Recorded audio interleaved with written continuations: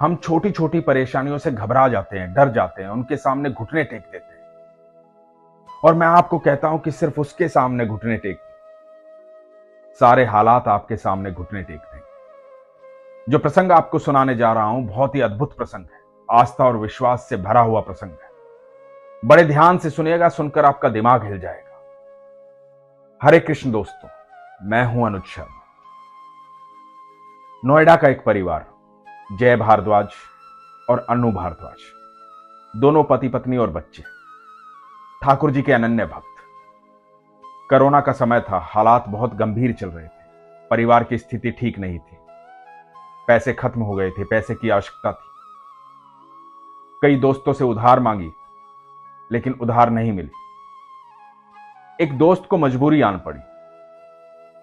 उस दोस्त की पत्नी बीमार हुई, उसको रक्त की आवश्यकता थी। तो उन्होंने जय भारद्वाज को कहा कि आप रक्त दान कर दो, आप मेरी मदद कर दो, मैं आपकी मदद कर देता हूं।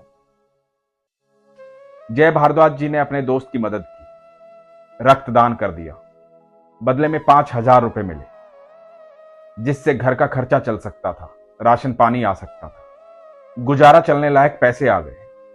लेकिन एक और समस्या थी।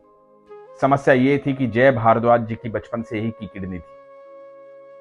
रक्तदान करने के बाद वो अचानक से कमजोर पड़ने लगे, लगातार कमजोरी बढ़ने लगी, और कमजोरी इतनी बढ़ी कि शरीर में रक्त की कमी हो गई, और जय भारद्वाज जी सदा सदा के लिए बैकुंठ चले गए। पीछे छोड़ गए अपनी पत्नी अनु भारद्वाज को और 4 बच्चों को, 2 बेटियां, 2 बेटे। हालात बहुत गंभीर हो गए।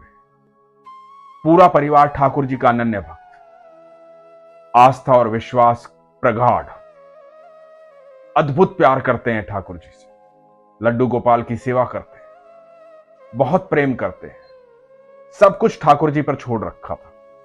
जब पिता चले गए, घर के हालात सुधारने के लिए बड़ी बेटी ने सोचा कि मैं कुछ काम कर लेती हूं, और अनु भारद्वाज कुकिंग का काम करने लगी। घर के हालात सुधारने थे, घर में 4 बच्चे थे, सब मिल बांट करके अच्छे से रह रहे थे। एक दिन बेटी की नौकरी लगी, पहला दिन था। अनु भारद्वाज जी ने अपने लड्डू गोपाल को कहा कि ठाकुर जी, आज मेरी बेटी की नौकरी का पहला दिन, वो नौकरी पर जा रही है, तो आप उसका ध्यान रखना, उसकी रक्षा करना, सब अच्छा रहे, हम सब की रक्षा करना, सब अच्छा अच्छा हो। ये कहकर अनु भारद्वाज जी अपने काम पर चली गई। इनकी दूसरी बेटी अपनी मौसी के घर गई हुई थी। घर पर रह गए 2 बच्चे, एक 12 साल का, एक 3 साल का। दोनों बच्चे बाहर मोहल्ले में खेल रहे थे। अचानक से अनु भारद्वाज जी के पास एक फोन गया। फोन पर बोला गया कि आपके घर में आग लग गई है। फोन इनके पड़ोसी का था।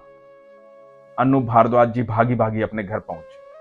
घर आकर के देखते हैं कि इनके घर में एक बड़ा सा लकड़ी का मंदिर था। पूरे मंदिर में आग लग गई है। वहां पर कोई फोन रखा था जिसकी बैटरी ब्लास्ट हो गई थी, उसकी वजह से आग लगी थी। मंदिर में आग लग गई और सामने मंदिर में रखे थे लड्डू गोपाल। लड्डू गोपाल बुरी तरह से जल गए। उनकी सारी पोशाक जल गई, जलकर काले पड़ गए। अनु भारद्वाज जी से ये देखा नहीं गया। बहुत रोई, बहुत दुखी हुई। पूरा मंदिर जल गया था। पूरा मंदिर जलने के बाद उनको लगा कि पता नहीं ये क्यों हुआ, किस वजह से हुआ, क्या कारण हुआ। लगातार रोती रही, अपने लड्डू गोपाल को देखकर रोती रही, जिनसे रोज बात करती है, जो साक्षात यहां पर है, जिनको रोज भोग लगाती है, सारे दुख और सुख उन लड्डू गोपाल के साथ बांटती है। सामने लड्डू गोपाल पूरे जल गए थे। मन में बहुत पीड़ा थी, बहुत दुख था। पूरे परिवार को बहुत दुख था। समझ में नहीं आ रहा था क्या करें। जब ऐसी स्थिति आती है तो कोई ना कोई ये भी कह जाता है कि ईश्वर ने सारी मुसीबत अपने ऊपर ले ली। अन्नू को भी यही लगा कि हो सकता है कि कोई भारी मुसीबत आने वाली। मेरे ठाकुर जी ने, मेरे कन्हैया ने हमारा सारा संकट अपने ऊपर ले लिया। अन्नू बताती है, मैं कई दिन तक रोती रही। अन्नू की जिंदगी में इनकी बहन और इनके जीजा का बहुत बड़ा योगदान है। जब इनके पति चले गए थे तो इनके जीजा जी ने और इनकी बहन ने इनको संभाला था, इनके परिवार को संभाला था। इनकी बहन एक नए लड्डू गोपाल लेकर आई। घर में फिर से लड्डू गोपाल आए, फिर से भोग लगना शुरू हुआ, फिर से आराधना होनी शुरू हुई। सब ठीक ठाक चल रहा था, लेकिन परेशानियां बहुत सारी थी। जिसकी 2 बेटियां हों, 2 बच्चे हों, उस मां के दिल पर क्या गुजर रही होगी जब उसका पति ना हो। यह हालात सिर्फ वही समझ सकती थी, कितना भी कोशिश करती, क्योंकि साधारण इंसान है, घबरा जाता है, डर जाता है। आस्था कितनी भी प्रगाढ़ हो, कभी कभार हिल जाती है। लेकिन सच ये है, जब आप अपनी आस्था को बनाए रखते हैं तो ईश्वर भी आपको कभी अकेले छोड़ते नहीं। अन्नू बताती है कि सुबह 5 बजे उठी थी। रोज भगवान का नाम जपती हूं सुबह 5 बजे उठकर। कुकिंग का मेरा पहला काम था। सोसाइटी में जा रही थी, भगवान का नाम जपती थी हमेशा। सुबह 5 बजे उठते ही भगवान का नाम जपना शुरू करती थी। राधा कृष्ण राधा कृष्ण राधा कृष्ण राधा कृष्ण राधा कृष्ण राधा कृष्ण राधा कृष्ण। उस दिन मेरे काम का पहला ही दिन था। मैं बहुत चिंता में थी। चिंता परिवार की थी, चिंता बच्चों की थी। बच्चे छोटे छोटे हैं, क्या होगा जीवन में, सब कुछ ठीक होगा कि नहीं होगा। हालात बहुत गंभीर हो गए हैं, सब हालात बिगड़ चुके हैं। पति रहे नहीं है, अब कैसे संभालूं, क्या करूं क्या ना करूं। ये ऐसे हालात होते हैं जिसमें मदद करने वाले भले ही आपके साथ खड़े हों, फिर भी आपका दिमाग सोचता रहता है कि क्या होगा क्या होगा क्या होगा। अन्नू बताती है कि मैं उस दिन जब अपने घर से निकली साइकिल पर थी, मेरे मन में यही चिंता चल रही थी कि क्या होगा क्या होगा। तो मैं अपने ठाकुर जी का, अपनी राधा रानी का नाम लेना भूल गई, वो नाम जप करना भूल गई। मैं साइकिल चलाती हुई जा रही थी, मन में बहुत सारी चिंताएं थी, दिमाग शांत नहीं बैठ रहा था। अचानक से मेरी साइकिल एक बाबा से टकराई। सफेद धोती कुर्ता पहने हुए बाबा, हाथ में लाठी, सर पर गमछा, एक गवाले जैसे दिखने वाले। जब मेरी साइकिल उनसे टकराई तो मुस्कुराए और बोले कि राधे राधे। और मैं अपनी चिंता छोड़कर बोली राधे राधे, और मुझे याद आया कि मैं नाम जप करना भूल गई। मैंने राधे राधे जपना शुरू किया, राधा कृष्ण बोलना शुरू किया। अचानक से मन विचलित हुआ। बाबा पीछे की साइड गए थे। मैंने पीछे मुड़कर देखा कि बाबा को देखूं सुबह सुबह कैसे मिले और राधे राधे क्यों बोला। लेकिन जब पीछे मुड़कर देखा तो वहां कोई भी नहीं था, आसपास कोई भी नहीं था। अन्नू को लगता है कि ये मेरे ठाकुर जी थे। ये ठाकुर जी मुझे बताने आए थे कि तू घबरा मत, तू डर मत, मैं हर पल तेरे साथ हूं, हर स्थिति में तेरे साथ हूं। संकट तुझ तक नहीं पहुंचने दूंगा।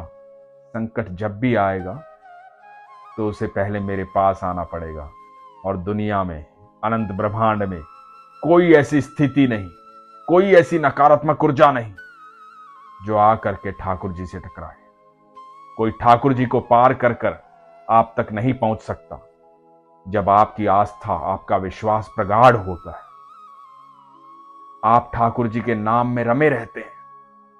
आप ईश्वर को अपना सबसे प्यारा मित्र मानते हैं, उन्हीं को अपने घर का मुखिया मानते हैं, उन्हीं को सर्वेश्वर मानते हैं। जब उनकी शरण में आप रहते हैं तो आप यकीन मान, दुनिया भर में, तीनों लोकों में, अनंत ब्रह्मांड में ऐसी कोई शक्ति नहीं, ऐसी कोई भी नकारात्मक ऊर्जा नहीं जो आपको हानि पहुंचा सके।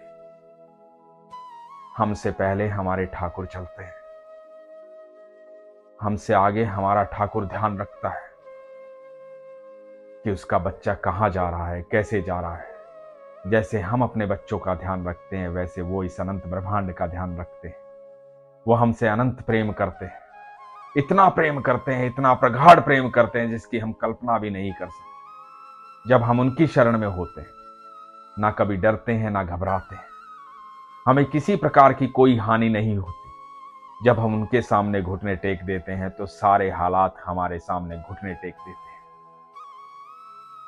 अन्नू के हालात गंभीर थे, लेकिन जैसे ही वो बाबा मिले और उन्होंने कहा कि राधे राधे, अन्नू के अंदर एक नई ऊर्जा का संचार हुआ। फिर से विश्वास प्रगाढ़ हुआ और फिर से समझ में आई कि नहीं, मैं क्यों घबरा रही हूं, मेरा ठाकुर मेरे साथ है। दोस्तों, ईश्वर हम सब के साथ है। हम छोटी छोटी बातों से घबरा जाते हैं, डर जाते हैं, हमारा दिमाग अशांत हो जाता है। मैं आपको सिर्फ एक बात कहना चाहता हूं, इतना नाम जप करो, इतना नाम जप करो, इतना ईश्वर को याद करो, इतना प्रेम करो, इतनी आस्था प्रगाढ़ करो, इतना विश्वास प्रगाढ़ करो कि आपके मन के भीतर, तन के भीतर, ध्यान के भीतर, दिमाग के भीतर सिर्फ कृष्ण कृष्ण कृष्ण कृष्ण कृष्ण कृष्ण कृष्ण कृष्ण चलता रहे। और जहां कृष्ण है वहां कभी भी कोई भी ऐसी स्थिति नहीं आ सकती जो आपको किसी भी तरह से परेशान करे, किसी भी तरह से डराए। आप कभी घबराएंगे नहीं, डरेंगे नहीं, हमेशा खुश रहेंगे, क्योंकि कृष्ण आपको हमेशा मुस्कुराहट देते हैं। हम सब जानते हैं कि इतना बड़ा महाभारत होता रहा, इतना बड़ा युद्ध होता रहा, बड़े बड़े योद्धा लड़ते रहे। उन सारे योद्धाओं के बीच में, इतने बड़े युद्ध के बीच में सिर्फ एक ही हैं जो मुस्कुरा रहे हैं, वो हैं भगवान श्री कृष्ण। और वो मुस्कुराहट आप सबको देना चाहते हैं, हम सबको देना चाहते हैं, लेकिन हमारा विश्वास होना चाहिए। इसीलिए मैं कहता हूं कि अपने विश्वास को मजबूत रखिए, अपना ख्याल रखिए। हरे कृष्ण।